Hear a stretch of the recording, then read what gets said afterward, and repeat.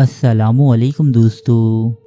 فرشتے اللہ تعالیٰ کی وہ مخلوق ہیں کہ جن کے پاس کوئی ذاتی اختیار موجود نہیں، یہ سرتا پا اطاعت ہیں، رب کائنات کی جانب سے نافذ ہونے والے احکامات کو منو ان تسلیم کرتے ہیں اور ان پر عمل کرتے ہیں۔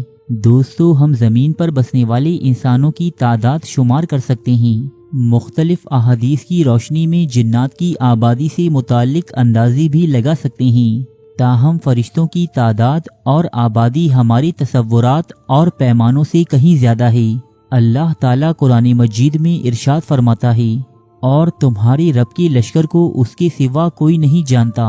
سورہ مدثر آیت نمبر 31۔ ترمذی، ابن ماجہ اور بیہقی میں بیان ہونے والی ایک حدیث کے مطابق آسمان میں ایک ہتھیلی کے برابر بھی کوئی جگہ ایسی موجود نہیں جہاں کوئی فرشتہ حالت رکوع یا سجود میں نہ ہو۔ احادیث و روایات کے مطابق صرف ایک انسان کے ساتھ 20,000 فرشتے ہمہ وقت کام کرتے ہیں۔ ان باتوں سے یہ اندازہ لگایا جا سکتا ہے کہ کائنات میں فرشتے کس کثرت سے موجود ہیں۔ دوستو، یہ تمام فرشتے اپنے رتبوں اور افعال کے لحاظ سے مختلف اقسام میں بٹے ہوئے ہیں۔ آج اس ویڈیو میں ہم آپ کو فرشتوں کی الگ الگ اقسام، ان کی درجات اور فرائض سے آگاہی فراہم کریں گے۔ ملائکہ مقربین۔ ملائکہ مقربین، جنہیں اہل کتاب آرکینجلز بھی کہتے ہیں، دیگر تمام فرشتوں میں سب سے افضل اور رب کائنات کے سب سے قریب ترین ہیں۔ سید الکونین حضرت محمد صلی اللہ علیہ وآلہ وسلم ملائکہ مقربین سے متعلق ارشاد فرماتے ہیں کہ معاملاتی دنیا کا انتظام چلانے والے 4 فرشتے ہیں: جبرائیل، میکائیل، اسرافیل اور ملک الموت۔ جبرائیل ہواؤں اور لشکروں کے سرکردہ ہیں، جبکہ میکائیل بارش اور نباتات کی، ملک الموت ارواح قبض کرنے پر مقرر ہیں، اور اسرافیل مذکورہ فرشتوں کو ان کے امور اور انتظامات کی اطلاع فراہم کرتے ہیں۔ ابن ابی حاتم در منصور۔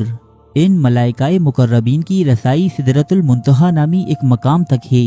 یہ 7ویں آسمان پر موجود وہ آخری مقام ہے کہ جس کے آگے حضور اکرم صلی اللہ علیہ وآلہ وسلم کے سوا کائنات میں موجود کسی بھی دوسری مخلوق نے قدم نہیں رکھا۔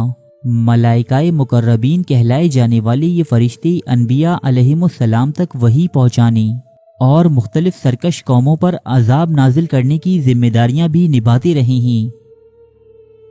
ملائکہ اسفل۔ ملائکہ اسفل دوسرے درجے کے فرشتے کہلاتے ہیں جو اپنی جانب سے کچھ نہیں سوچتے۔ یہ فرشتے بالکل مشین کی طرح کام کرتے ہیں جن کے سامنے کوئی ذاتی نفع و نقصان نہیں ہوتا۔ ان فرشتوں کو قاصد فرشتے یا روحانیون بھی کہا جاتا ہے۔ یہ زمین پر موجود انسانوں کے ذہن میں اللہ کی مرضی اور اس کے احکامات منکشف کرتے ہیں۔ یہ فرشتے کسی انسان یا جماعت میں بہادری، ثابت قدمی اور فتح کرنے کا جذبہ پیدا کرتے ہیں، تو کسی انسان یا جماعت میں بزدلی یا کمزوری کے خیالات بھی انسپائر کرتے ہیں۔ ان فرشتوں کی رسائی بیت المعمور نامی مقام تک ہوتی ہے۔ یہ سدرۃ المنتہا سے نیچے ایک مقام ہے جسے فرشتوں کا کعبہ بھی کہتے ہیں۔ یہاں ہر روز 70,000 فرشتے عبادت اور طواف کے لیے آتے ہیں۔ ملائکہ اسفل یا قاصد فرشتے صرف وہی عمل کرتے ہیں جس کا انہیں اوپر کے فرشتوں یعنی ملائکہ مقربین کی طرف سے الہام ہوتا ہے۔ ملائکہ ارضی و سماوی۔ قرآن مجید میں فرشتوں کی اس جماعت کے بارے میں بیان ہوتا ہے کہ یہ فرشتے ہمہ وقت اپنی پروردگار کی حمد و ثنا میں مصروف رہتے ہیں، رب کائنات کے لیے سجدہ، رکوع، تسبیح اور پاکی بیان کرتے ہیں، حضور اکرم صلی اللہ علیہ وآلہ وسلم پر درود و سلام بھیجتے ہیں، مومنین پر رحمتیں نازل کرتے ہیں، ان کے لیے توبہ و استغفار کرتے ہیں، جبکہ کفار پر لعنت و ملامت کرتے ہیں۔ حدیث نبوی کے مطابق آسمان میں کوئی 4 انگلیوں کے برابر بھی ایسی جگہ موجود نہیں جہاں کوئی فرشتہ اپنے رب کے سامنے رکوع و سجود کی حالت میں نہ ہو۔ ترجمہ: زمین و آسمان میں جتنے فرشتے ہیں سب اسی کو سجدہ کرتے ہیں اور وہ تکبر نہیں کرتے۔ سورہ نحل آیت نمبر 49۔ ترجمہ: اور تمام فرشتے اپنے رب کی پاکی بیان کر رہے ہیں۔ اور زمین والوں کے لیے استغفار کر رہے ہیں۔ سورہ شعراء آیت نمبر 5۔ کرامن کاتبین، فرشتوں کی یہ قسم ہر انسان کے ساتھ موجود ہے۔ ان کی یہ ڈیوٹی ہے کہ یہ انسان کے ہر عمل کا ریکارڈ رکھیں۔ ترجمہ: یقیناً تم پر نگہبان ہیں کرامن کاتبین، جانتے ہیں جو تم کرتے ہو۔ سورہ انفطار 10-12۔ حضرت ابن جریج رحمۃ اللہ علیہ فرماتے ہیں کہ کرامن کاتبین 2 فرشتے ہیں۔ ان میں سے ایک انسان کی دائیں طرف ہوتا ہے جو نیکیاں تحریر کرتا ہے، اور ایک اس کی بائیں طرف جو برائیاں لکھتا ہے۔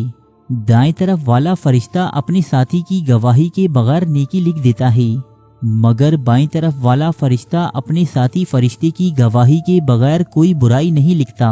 قرآن مجید میں کرامن کاتبین نامی ان فرشتوں کا ذکر تفصیل کے ساتھ موجود ہے۔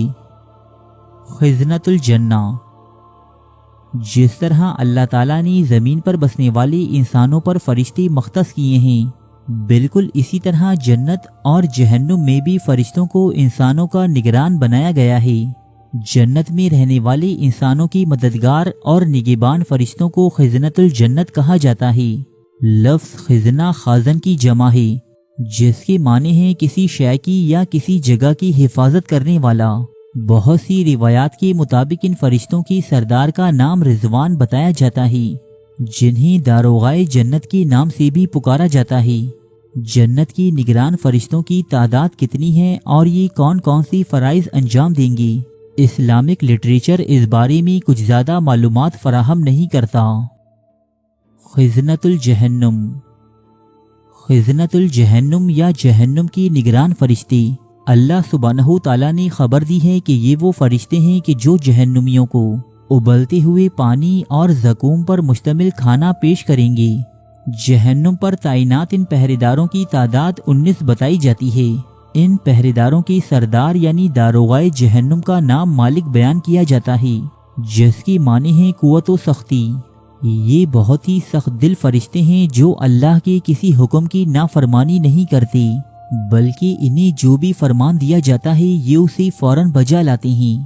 ترجمہ: اے ایمان والو، اپنے آپ اور اپنے گھر والوں کو اس آگ سے بچاؤ جس کا ایندھن انسان اور پتھر ہیں، جس پر سخت دل مضبوط فرشتے مقرر ہیں، جنہیں جو حکم اللہ دیتا ہے اس سے نافرمانی نہیں کرتے، بلکہ جو حکم دیا جائے بجا لاتے ہیں۔ سورہ تحریم آیت نمبر 6۔ موت کے فرشتے، اللہ تعالیٰ کے یہ فرشتے انسان کو ایک عالم سے دوسرے عالم میں منتقل کرنے کا کام سر انجام دیتے ہیں۔ ان فرشتوں کے سردار کا نام عزرائیل ہے، جنہیں فرشتۂ اجل یا ملک الموت کے القابات سے بھی پکارا جاتا ہے۔